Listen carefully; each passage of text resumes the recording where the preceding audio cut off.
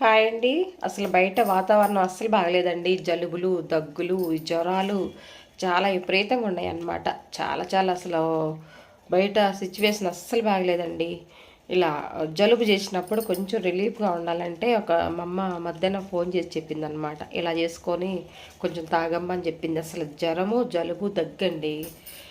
ఇగో ఇలా చేస్తున్నాను, కషాయం చేసుకొని తాగమందనమాట అమ్మ ఫోన్ చేసి. ఇగో చూడండి, తమలపాకులు అనమాట. ఈ రకంగా శుభ్రంగా క్లీన్ చేసేసుకొని ఇదిగో వేడి నీళ్ళు వేయమంది. నేను వేసాను అనమాట, ఆల్రెడీ వేసుకొని తాగాను.